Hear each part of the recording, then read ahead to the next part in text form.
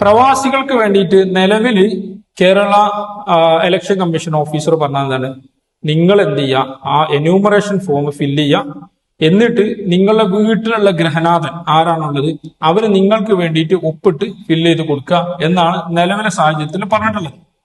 പക്ഷേ ഇതില് ഒളിഞ്ഞിരിക്കുന്ന കുറെ കാര്യങ്ങൾ നമ്മൾ പ്രവാസികൾ മനസ്സിലാക്കണം. അതിൽ മനസ്സിലാക്കേണ്ട കാര്യം വെച്ചാൽ, ഒന്ന്, ഇന്ത്യയിലുള്ള ഒരാള് നമ്മുടെ നാട്ടിനെ പുറത്ത് താമസിക്കുമ്പോൾ അങ്ങനെ ഒരാളുണ്ട്. ഉദാഹരണത്തിന് ഞാൻ ബാംഗ്ലൂരോ ചെന്നൈയിലോ വർക്ക് ചെയ്യണമെന്ന് കരുതിക്കോളി. അപ്പൊ BLO നമ്മുടെ വീട്ടിലേക്ക് വരും. നമ്മളെ വീട്ടിലേക്ക് വരുന്ന സമയത്ത് നമ്മൾ അവിടെ ഉണ്ടാവുമോ? നമ്മൾ അവിടെ ഇല്ല. പക്ഷെ നമ്മൾ ഇന്ത്യയിലുണ്ട്. അങ്ങനത്തെ ആളുകൾക്ക് എന്ത് ചെയ്താൽ മതി, നമ്മുടെ ഗൃഹനാഥൻ ഒപ്പിട്ട് കഴിഞ്ഞ് വെരിഫൈ ചെയ്ത് കഴിഞ്ഞാൽ നമുക്ക് ആഡ് ചെയ്യാൻ പറ്റും. അതേ സമയത്ത് നമ്മളൊരു പ്രവാസിയാണെന്നുണ്ടെങ്കിൽ നമ്മളെ ഗൃഹനാഥൻ ഒപ്പിട്ട് കഴിഞ്ഞാൽ ആ ഒപ്പിട്ട പേപ്പർ ബൂത്ത് ലെവൽ ഓഫീസർ അതിൽ എഴുതി വെക്കും, എന്താണ്, നോൺ റെസിഡൻസ് ഇന്ത്യൻ, ഇന്ത്യയിൽ താമസിക്കാത്ത ഇന്ത്യൻ.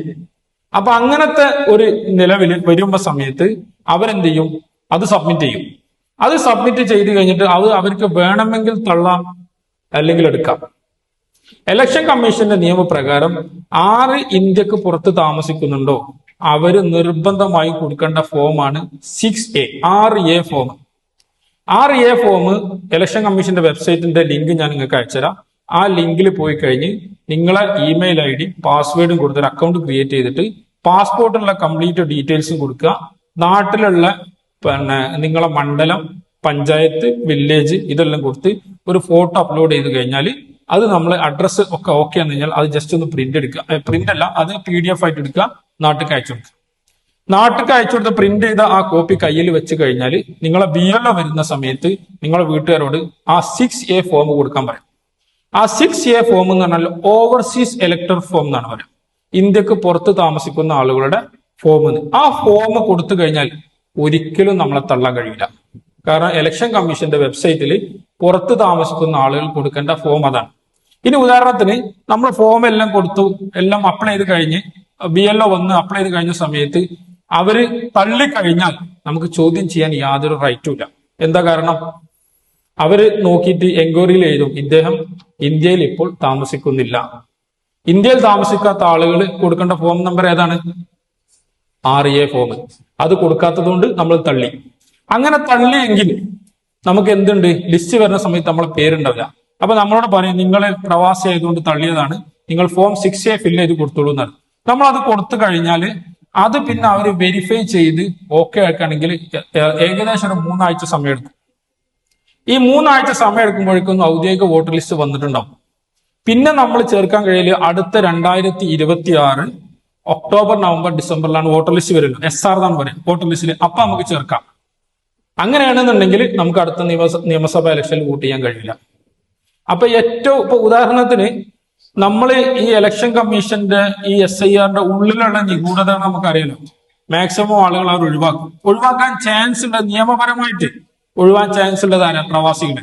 കാരണം കേരളത്തിലുള്ള ആളുകൾക്ക് കുറെ അറിവുകളും പൊളിറ്റിക്കലി നോളജ് ഉള്ളത് കൊണ്ടും അവരെ നിയമപരമായി അല്ലാതെ ഒഴിവാക്കാൻ കഴിയില്ല. നിയമപരമായിട്ട് അവർക്ക് ഒഴിവാക്കണം എന്നുണ്ടെങ്കിൽ 6A ഫോം ഫില്ല് ചെയ്യാത്ത ആൾക്കാരൊക്കെ ഒഴിവാക്കാം. അതേ സമയത്ത് നമ്മൾ ഈ ഫോം ഫില്ല് ചെയ്ത് സബ്മിറ്റ് ചെയ്തെന്നുണ്ടെങ്കിൽ ഒരിക്കലും നമ്മൾ ഒഴിവാക്കാൻ കഴിയില്ല. കാരണം എന്താ, നമ്മൾ ഈ 6A ഫോമിന്റെ ഏറ്റവും ലാസ്റ്റ് ഒരു അക്നോളജ്മെന്റ് ഉണ്ട്. അതിൽ എഴുതിയിട്ടുണ്ടാവും, BLO എഴുതി ഒപ്പിടും, ഇയാള് ഓവർസീസ് ഇലക്ടറിന്റെ ലിസ്റ്റിലാണ്. അപ്പൊ നമുക്ക് വോട്ടർ ലിസ്റ്റിൽ 2 ലിസ്റ്റ് ഉണ്ടാവും.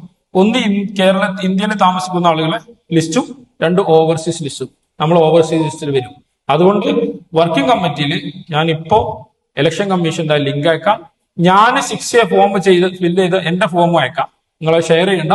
അപ്പൊ നിങ്ങൾക്ക് മനസ്സിലാവും ഇത് എങ്ങനെ ചെയ്യാൻ പറ്റുന്നില്ല. ഏറ്റവും സേഫ് സൈഡിൽ നമ്മൾ നിൽക്കണം എന്നുണ്ടെങ്കിൽ ഇപ്പൊ തന്നെ 6A ഫോം ഫില്ല് ചെയ്യാം.